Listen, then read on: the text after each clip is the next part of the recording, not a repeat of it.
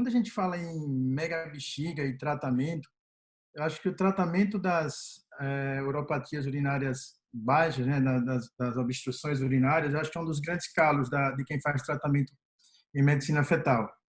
Por quê, né? Por que que isso é difícil?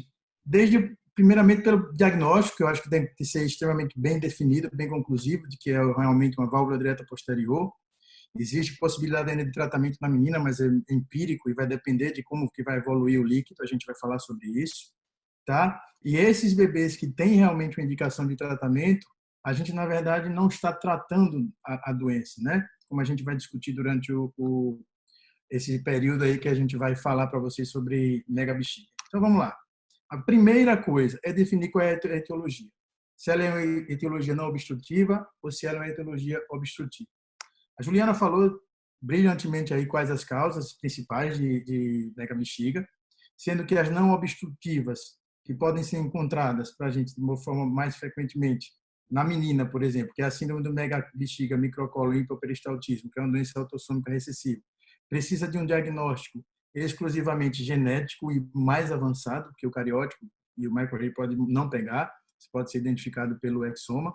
E a diferenciação, muitas vezes, entre uma mega bexiga microcolo e uma anomalia de cloaca ultrassonográfica, às vezes ela é difícil, porque o que você vai ver é uma bexiga grande, você não vai ter o keyhole sign, então gravem esse sinal da raquete de ping-pong e o sinal da fechadura, ele é determinante para que a gente possa oferecer o tratamento ao casal, ou ainda, como a Juliana falou brilhantemente, com relação às anomalias cromossômicas, principalmente a trissomia do cromossomo 18.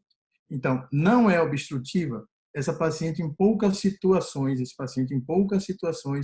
pode ter um tratamento que não seria a abertura da válvula, mas sim colocar uma drenagem, que a gente pode discutir ao final do nosso debate, inclusive falando com o nosso mestre Fábio, tá?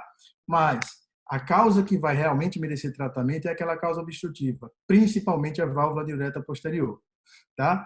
As outras causas, como a atresia estenose uretral, normalmente o tratamento não se dá de forma muito adequada, tá? Então, quem a gente vai tratar é o paciente que tem uma uropatia obstrutiva baixa, e eu já adiantei para vocês, aquele que tem o sinal da raquete ou keyhole sign. Se não houver bexiga tensa, se não houver obstrução na uretra posterior, não há sentido, na maioria das situações, de você fazer um tratamento. Definida a etiologia, o que é que eu tenho que fazer? Tem uma mega bexiga, o que eu preciso fazer? Primeiro, a Juliana falou, a gente tem que determinar sexo para ver as possibilidades, a gente viu que a válvula é exclusiva de meninos, fazer um microarray e um exoma. Existe ainda a possibilidade de você fazer uma avaliação da função renal, tá? Dando importância principalmente a beta-2 microglobulina e ao sódio, tá? E não vamos entrar em detalhes de valores. E principalmente, quem é aquele fator dentro desses dois, associados a esses dois que eu acabei de falar, que vai determinar a possibilidade de um tratamento? É exatamente o acompanhamento do líquido amniótico. Você vai fazer o acompanhamento do líquido amniótico no feto desse, porque a progressão da válvula direta posterior, das uropatias obstrutivas, elas podem ser diferentes, inclusive alguns que resolvem espontaneamente. Então, a avaliação do líquido amniótico que é importante, você pode fazer o segmento a cada semana ou a cada 2 semanas. Tá? Então, vamos lá. Para aconselhar os pais, não vou entrar em detalhes aqui da classificação, a Kátia Bilardo, e tem uma outra pessoa que também tenta fazer um estagiamento, ela classificou, desde em 2019, né, estadiar essa obstrução para poder dar uma orientação melhor, fazer um aconselhamento melhor para o casal. E ela classificou em 3 estágios: leve, moderado e severo. Perceba que o estágio leve ele está aqui relacionado a uma presença de um líquido amniótico normal após as 26 semanas. Tá? O moderado, aí começa a ficar um pouco dúbia a nossa definição. O moderado vai um volume de bexiga menor do que 5 centímetros e ou um líquido normal com 20 semanas, já começa a complicar um pouquinho do ponto de vista de você ter como uma melhor informação para dar para o casal. Mas, nos resultados encontrados por ela, é interessante a gente saber o que tem com relação à sobrevida desses casos. Nos casos que foram considerados como leve, tem uma sobrevida aí de 10%, embora você tenha também uma função renal alterada em aproximadamente 10 a 20% dos casos. Quando ela é considerada moderada, tá? A sobrevida de 75% e quando é grave a sobrevida de 45%. Porém, em fetos que têm a classificação moderada, 31% deles evolui para transplante renal na vida infantil e 44% nos fetos graves, certo? Então, isso vai nos ajudar a dar um aconselhamento para o casal, mas é de pouca aplicabilidade prática. O que é que tem de importante nessa informação? Aquele feto que tem o líquido amniótico normal por 26 semanas, esse tem um bom prognóstico com a função renal melhor em relação aos outros.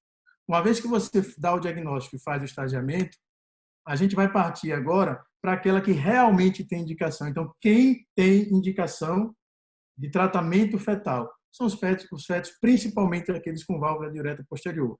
Qual são, então, esses critérios? A gente tem que ter líquido amniótico com oligo ou anidrâmino severo. Se tiver líquido amniótico normal, não vai para procedimento, tá?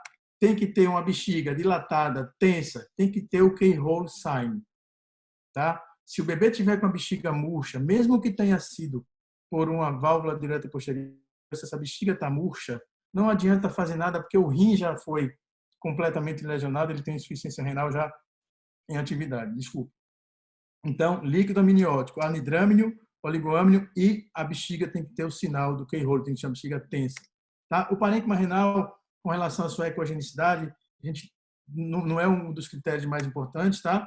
A idade gestacional para que você faça isso tem que ser antes de 26 semanas, depois disso não faz muito sentido, tá? Por conta da fase de desenvolvimento do pulmão, e a urinálise e o cariótipo tem que ser normais. Então, fez um paciente que você viu mega bexiga, fez o diagnóstico de válvula direta posterior, a bexiga está tensa, está com oligoanidrâmino, esse sim tem indicação de tratamento, ok? E qual a intenção, então, do tratamento, como a Juliana falou? Vejam que a gente utiliza a idade gestacional de 26 semanas, que é quando termina a fase canalicular. A gente vai ter produção de pneumócitos 2, os óvulos vão ficar mais alargados. Bom, mas por que isso acontece? Porque se a gente tiver um anidrâmino ou um oligoâmino severo antes disso, invariavelmente, a grande maioria das vezes, nada é 100%, ele vai evoluir para hipoplasia pulmonar. Então, vejam, o tratamento da uropatia obstrutiva é única e exclusivamente salvar a vida do feto. Ele não vai fazer com que a função renal volte a melhorar. Embora alguns estudos mais novos tentem provar isso, mas assim, vai demorar muito para que isso aconteça, não sei nem se isso vai acontecer, porque já existe uma lesão lá no blastema metanefrogênico, na formação dos néfros, inclusive com a ativação do sistema renina, angiotensina, aldosterona lá atrás, que isso pode lesionar o rim. Então, é muito complicado você ter uma função renal normal em fetos que têm uma uropatia obstrutiva baixa precocemente, tá? Então, o tratamento da uropatia obstrutiva baixa tem como intuito evitar a hipoplasia pulmonar, ou seja, salvar a vida do feto.